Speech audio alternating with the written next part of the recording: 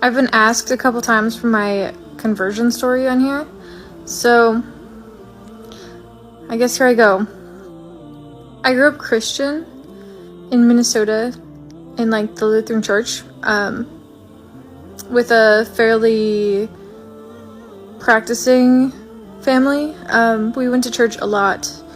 I did a lot of, like Bible study classes and things like that. But there were questions I had that I didn't feel were ever answered adequately. And I left the church when I left home at 17 because of issues with my family. And then I went through like a couple years where I was like a hardcore atheist. I was very, very adamantly atheist. And in my early 20s, I kind of shifted into like an agnostic point of view. After my daughter was born in 2015, I became interested again in God, and I had an experience that led me to feel certain that we had a creator. And after that, I started looking into Judaism, like converting to Judaism, but it wasn't quite like right for me. I just didn't feel like it fits. The conversion process is really long, and I just wasn't into that. But I did start to eat kosher. The last time I had any pork products was in 2016, I think. And then I started going into like a Messianic church, like a Messianic temple, where they sometimes you hear them called like Jews for Jesus.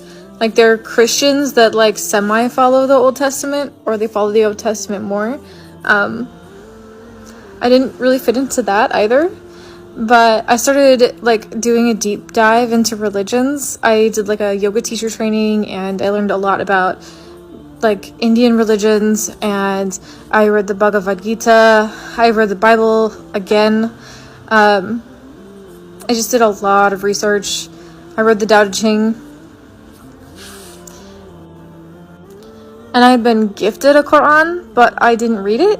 I don't know, I just wasn't there yet. Like, I read a page and I was like, this is too much like the Bible. But I had a lot of weird experiences at that time in my life. Like, I don't know, I've always been pretty adventurous, and so I have like experienced a lot of things. I said in another video, like I used to hitchhike. So in 2017, at the end of 2017, I went through a really traumatic event, which is also detailed in another video. And I was feeling really lost.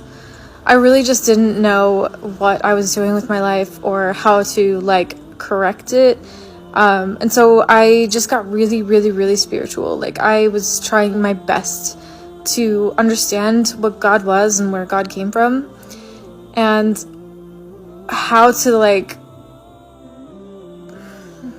best worship God.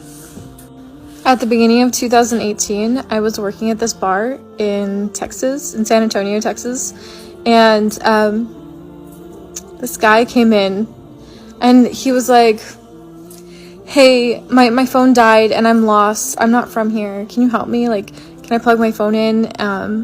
And so I can, call an Uber. I was like, yeah, sure, of course. And he like sat down at the bar, and I plugged his phone, and I was like, can I get you something to drink? And he was like, yeah, I would love a water. Can I have some water? And I was like, yeah, sure, bud, I got you. I get him his drink of water. And then I was like, can I get you anything else? And he was like, well, maybe a bag of chips. And I was like, okay, here's your chips. And I was like, can I get you anything else? Like, you're in a bar, sir. Would you like a beverage? And he was like, oh, no, I don't drink. I'm a Muslim. And I was like, oh, okay. Up until that point, I had never, met a Muslim who, told me that they were Muslim and, identified anything of the faith to me. So it was, an interesting moment. I didn't really know what to do with it, but we became friends. We started hanging out, and he let me ask him a lot of questions. And so we had a lot of long conversations, and I was already really into learning about religion, so I was very fascinated. I had a lot of questions. And it turned out that a lot of the things that he told me about Islam, like, already aligned with my belief systems, like, just the way that God is one being. So it was just really interesting to me. And then I moved to Nevada for, like, unrelated reasons, but I moved back to Nevada. And there, I was really struggling, and I called him and I was like, hey, like, I need a friend. I don't know what to do with myself. And he was like, look, I think that you should pray. Just pray, because I can't help you in this situation other than, you know, like, trying to give you a pep talk, and it's not enough. And so I prayed. I just started praying, and I was like, please, like, God, help me figure this out. Help me, like, figure my life out. And then right after that, I decided I really wanted to go to a mosque and, like, talk to somebody.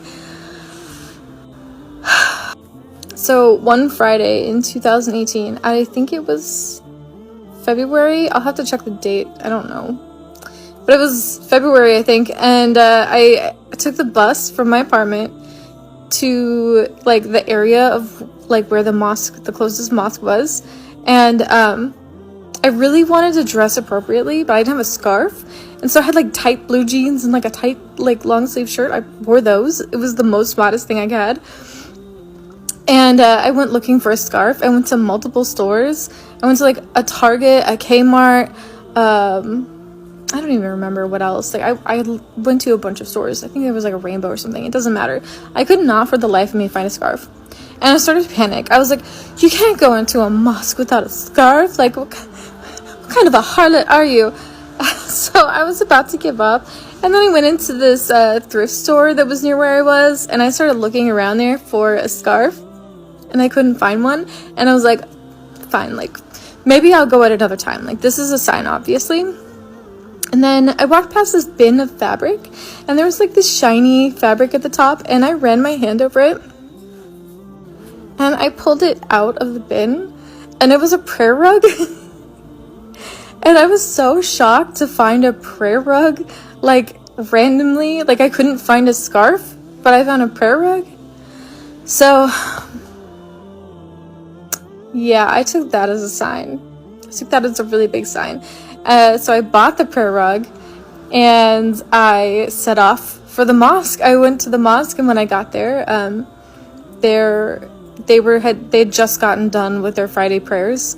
And I didn't realize it. I didn't know, like, Friday was, like, a special prayer day, or I would have tried to go on a different day. Because as I got there, like, all of the women were, like, pouring out in, like, their long black gowns. And, like, a lot of them were, like, wearing niqab. And, like, they were just, like, elegant and beautiful. But I was also really scared. Like, I had no idea what was going on. Why they were pouring out. Like, I had no idea what was going on. And so I just, like, hid and waited until they left, and then I went into the mosque. And there I met a Muslim. He was very kind, and he answered some questions for me, and then he brought me to the imam. And this is what Henry's doing right now. Just a quick break. She's just being a pain.